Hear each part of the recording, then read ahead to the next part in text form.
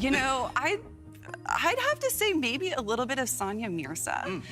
Back in her heyday, obviously the Indian fans took to her and they followed her all around the globe, obviously not to this extent. And I think the ceiling that Alex Eala has is obviously that much higher. And I'm gonna bring in a little boxing here because my dad wanted me to be a boxer, but I chose tennis. But Manny Pacquiao. Good call. Manny Pacquiao, we saw him when he, was at the top of his game. And alongside Roger Federer, he actually had more prize money. So I think that if Eala, can keep doing well with her tennis, who knows? The sky's the limit on the court, off the court. I mean, she could be rolling it. Alex Eala just forced Indian Wells to rewrite its crowd management plan, and the ticket market hasn't recovered since. The BNP Paribas Open at Indian Wells didn't add Alex Eala to the draw. Alex Eala added Indian Wells to the tour Stop the World Now watches. Smile that lights up a room too, and I remember last year when she beat Iga Swiatek, and she kind of did it with a lot of grace and humility, and it was really, for me, it was terrific to see her take that match and watch her play after that and watch her try to continue to progress, because I like her game. Obviously she wants to get better than where she is now, than 32 in the world, but she's got a lot of good hand-eye coordination and ability to take the ball early and redirect. But the fan stuff is always fun for me, because whenever you see players from smaller countries, the fans are so passionate when they get up to the top. It's interesting, Ali mentioned Sania Mirza. She has nearly 13 million followers on Instagram. That's 5 million more than Carlos Alcaraz, and nearly as many as Alcaraz and Sabalenka combined. So that's how big Sania Mirza is, was, and will be. But Eala going to be seeded for the first time at a 1,000 to find out who she will play in the second. On March 4, 2026, tournament organizers at Indian Wells went public with something no WTA 1000 event had ever announced for a player ranked 31st in the world. The Eala Effect was officially overrunning their practice courts. Fans weren't waiting for match day. Filipino communities from across California, the state with the largest Filipino population in the United States, estimated at nearly 2 million people, were already crowding each training sessions before a single ball had been struck in competition. Not finals, not semifinals, practice sessions.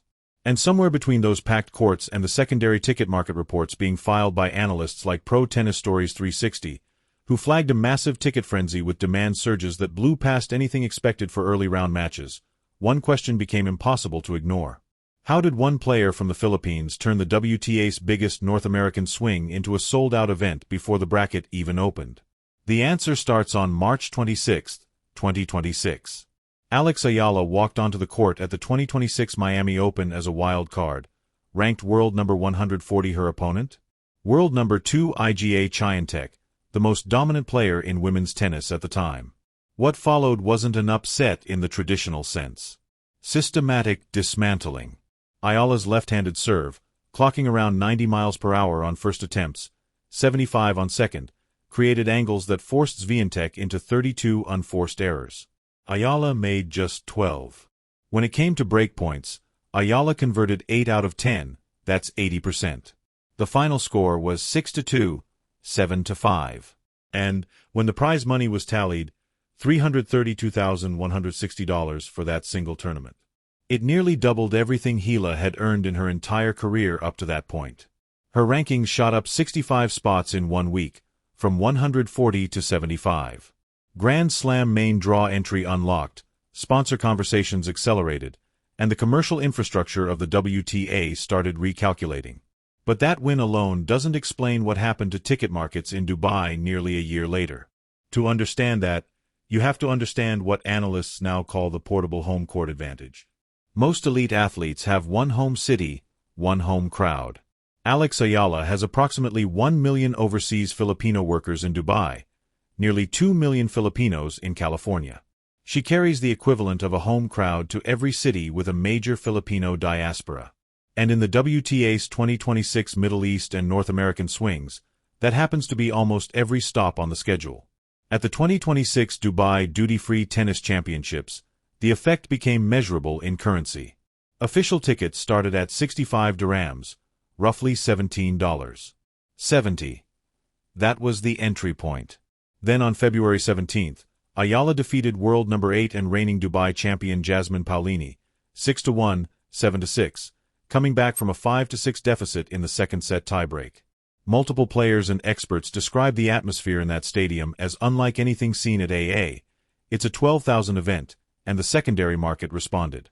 Reports of significant resale premiums on Eala's quarterfinal sessions started surfacing fast. That 65 dirham face value had become for a lot of people in that market a starting point, not a ceiling, and that's when the players themselves started confirming what the data was already showing support in Indian Wells. Look at this. I mean, this was in Australia. Port 6 literally had a line. I know I'm exaggerating, but it went for miles at the Aussie. It was wild, wild scenes there. Ollie, can you remember a women's star who gets this type of support wherever she goes? Yeah. Well, Taylor Swift, I mean.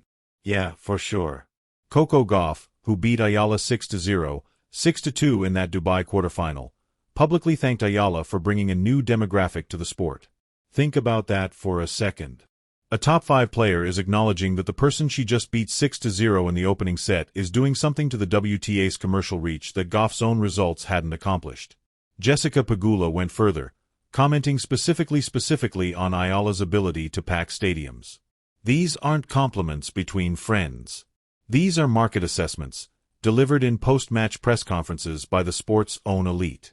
The WTA's institutional response was just as direct. The organization announced the inaugural Philippine Women's Open 125 event for January 2026. The Philippines had never hosted a WTA event in its history. The Eala Effect produced one within a single calendar year of the Miami upset. Now here's what the numbers confirm and what the mainstream coverage keeps missing. In 2025, Eala was the most searched Philippine female personality in Google's Year in Search. She ranked 4th among all sports figures searched in the Philippines, trailing only major international basketball and boxing matchups. A pre-tournament press conference for the 2026 Australian Open pulled over 170,000 views on YouTube. Highlight reels titled Alexandra Eala Greatness reached 254,000 views. Tie-break highlights from the 2026 U.S. Open hit 1.2 million.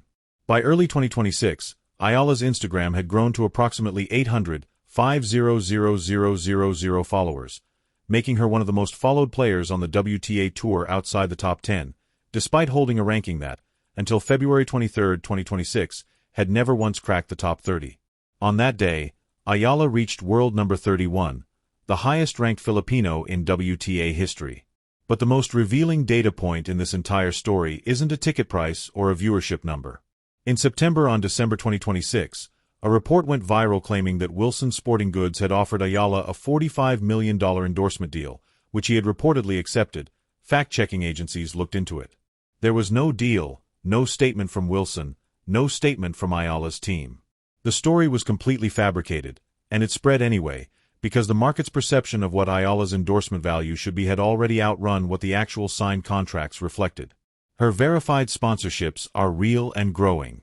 Nike for over 5 years, with Eala's portrait now displayed at Nike World Headquarters in Oregon alongside the brand's all-time icons. Globe Telecom, which signed Eala as an ambassador when she was 8 years old.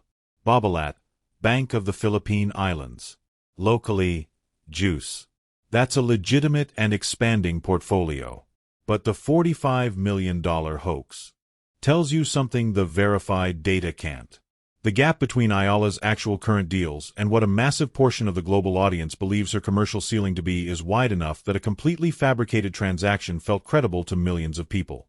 That's not a misinformation problem, that's a valuation signal. As of March 3, 2026, Eala received a first-round bye at Indian Wells as the 31st seed, with 2026 prize earnings already sitting at $291,000. Analysts project she's on pace for a career-best financial year, potentially clearing $1 million in prize money if she holds a top 35 ranking through the Grand Slam season.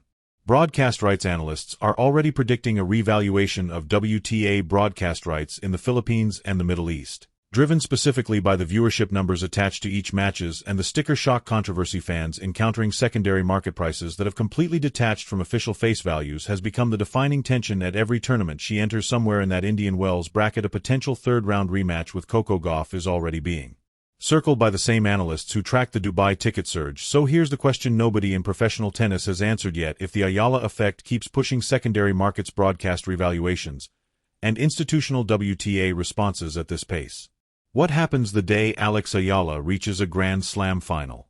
On March 4, 2026, tournament organizers at Indian Wells went public with something no WTA 1000 event had ever announced for a player ranked 31st in the world. The Eala Effect was officially overrunning their practice courts. Fans weren't waiting for match day. Filipino communities from across California, the state with the largest Filipino population in the United States, estimated at nearly 2 million people, were already crowding each training sessions before a single ball had been struck in competition. Not finals, not semifinals, practice sessions. And somewhere between those packed courts and the secondary ticket market reports being filed by analysts like Pro Tennis Stories 360, who flagged a massive ticket frenzy with demand surges that blew past anything expected for early round matches, one question became impossible to ignore. How did one player from the Philippines turn the WTA's biggest North American swing into a sold-out event before the bracket even opened? The answer starts on March 26, 2026. Alex Eala walked onto the court at the 2026 Miami Open as a wild card, ranked world number 140 her opponent.